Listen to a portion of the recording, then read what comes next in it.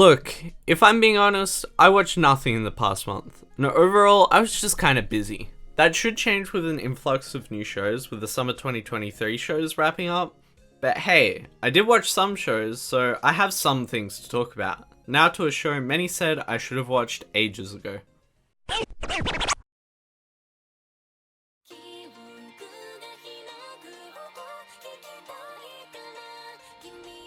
Nisekoi was definitely overhyped for me.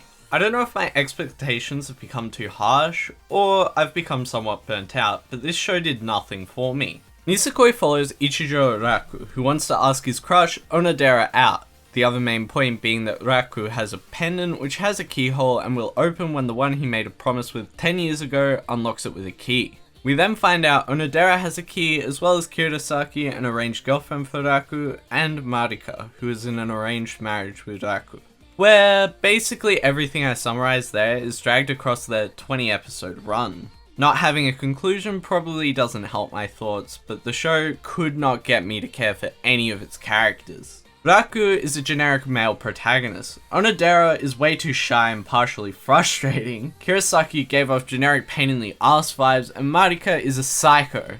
I don't know who's a fan of Marika, but if you are, good luck with your real life romances. My condolences. The show tends to have a lot of downtime between plot points, and if done right, they can teach you about the characters, their motives, and their situations, but I found the show explaining more with words than with scenes. For example, the whole pendant plot is basically all narrated, which is fine, but it doesn't lead to the mystery that I would like from the show. Showing viewers an obvious outcome without a voice explaining everything goes miles to help create tension. Not to mention there is nothing linking everyone together besides the obvious pendant plot, so the plot just feels kind of forced, with Raku and Onodera being in the same class, whilst the other girls transfer into the school. The art style was good, the music fine, but just not that interesting. 7 out of 10.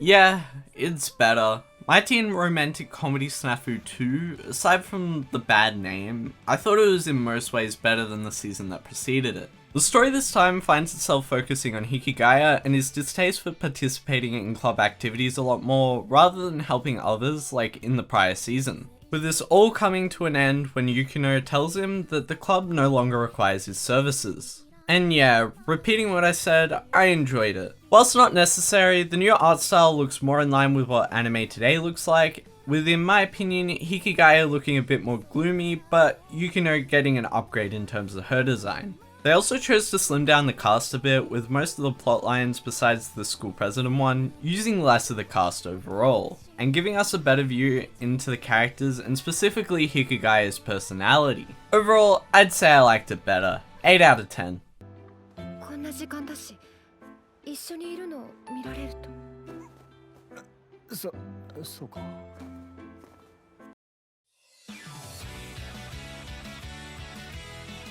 One Room presents the unique idea.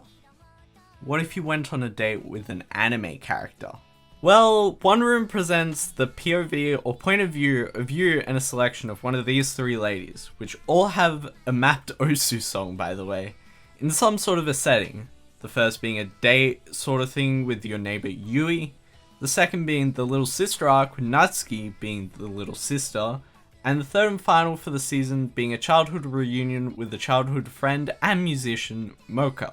All of these scenes provide everyone's favorite, sexually provocative scenes. And the episode length I relate to mature adult anime content. Again, I think the idea is interesting and has promise, but did I ever say it was good? Well, that's for good reason, as One Room has one of the most infamous bad reputations in the anime and the Osu anime community. This baby has itself the lowest reputations of a show I've seen by far, and is a full point behind what the second lowest score is on a show on my anime list. With that said, somehow I have this weird power in which I can convince my friends to watch the worst shows known to mankind, but not shows I actually think are good.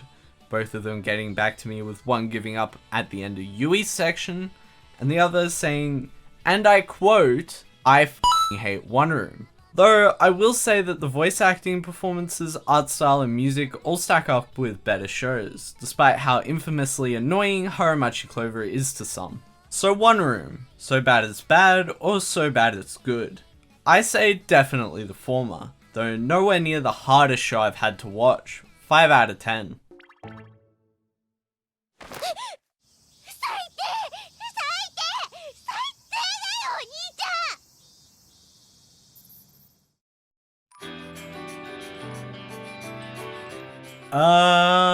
Oops.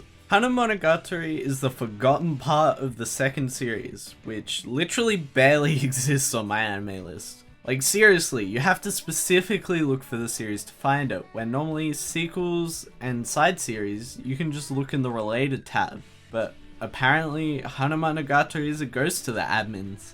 Anyway, the story follows Kamburo and her childhood friend as she works through the trauma, with her childhood friend also under the same curse that Kamburo herself endured during Bakemonogatari.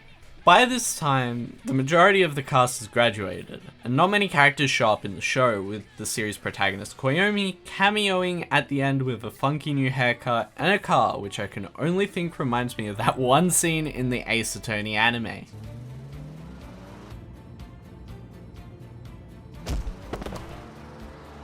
Well, I would say more, but looking at the legal costs, I can say exactly 17 more words and 2 more numbers before I'm obliged to wrap up.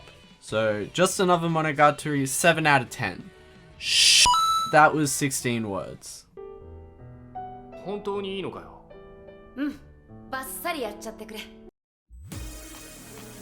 So, your boy did a f***ing lucky and forgot about Hanamonogatari and had already finished Owarimonogatari. So yeah, I watched both. Owarimonogatari is a locked room scenario, if you will.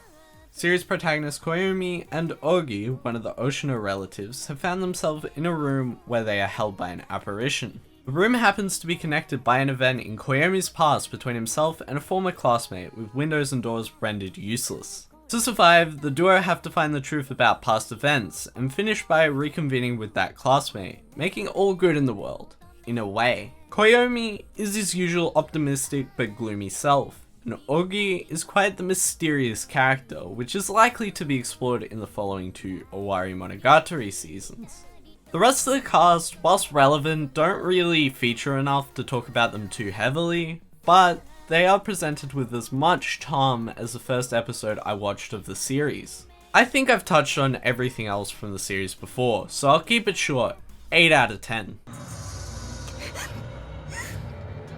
忘れていた。僕がどれだけおいくらに嫌われているか。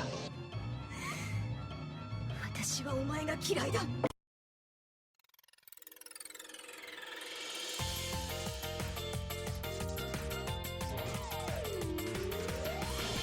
Hidamari Sketch. It's a classic slice of life show from the early to mid 2000s, reminding me a lot of early 2010 shows like Lucky Star, and would you believe, I watched it because of an Osu song. Apparently, the plot follows one of our 4 protagonists, Yuno being accepted into art school, but I just remember her already being in the house with roommates slash neighbors, Miyako, Hiro, and Sai, our other protagonists. We see them get up to all sorts in classic slice of life fashion, such as going to public pools or playing with a watermelon. Honestly speaking, this show wasn't that entertaining, but I never felt the boredom I felt when watching shows like Spy Family. The art style's definitely outdated, but still enjoyable, and the opening was good, but definitely a product of its time. It's hard to think that the show released over 15 years ago when I was about 2 years old, but hey, aging happens. Happened to me. Hidamari Sketch, 6 out of 10. 私聞いたことがあるわ。昔日だまり荘が血だまり荘って呼ばれていたことがあるって。マジで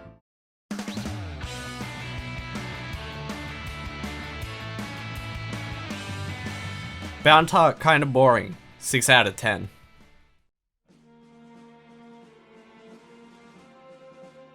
Inuyashiki follows a grandpa and a psycho who turn into robots and arch rivals, with Shishigami the villain and being portrayed as an awful person and Inuyashiki the hero.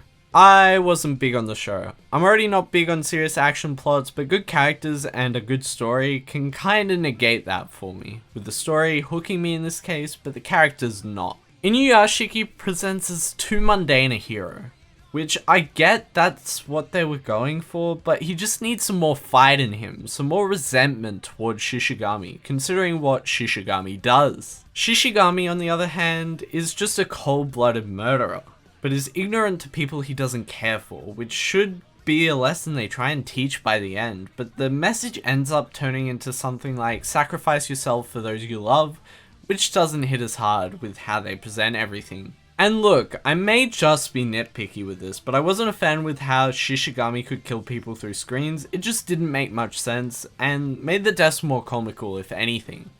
Overall, Inuyashiki, Crazy Grandpa out of 10.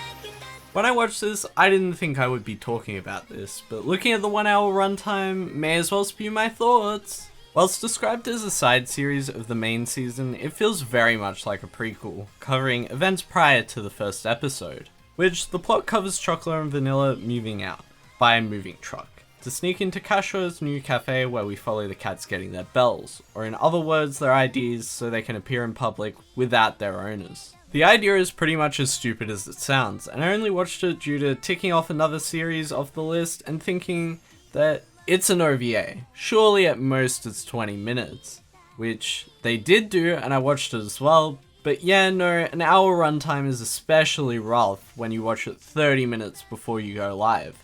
Twitch.tv/TheCrackingSquid, by the way. The first OVA is a 6 out of 10. I'll just quickly get the world record for reviewing the second OVA. It was 20 minutes and it was about Chocolate and Vanilla being adopted. 5 out of 10.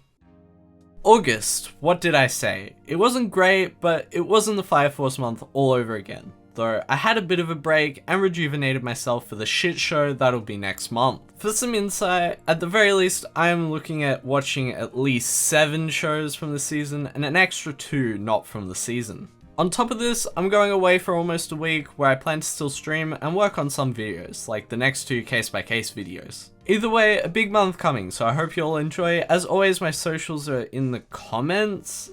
Wait, I actually wrote this wrong in the script. As always, my socials are down in the description. I appreciate you all if you interact with the video. Liking, subbing, commenting, all helps the video so much. And as always, thank you all for watching, and I'll see you all next time. Bye!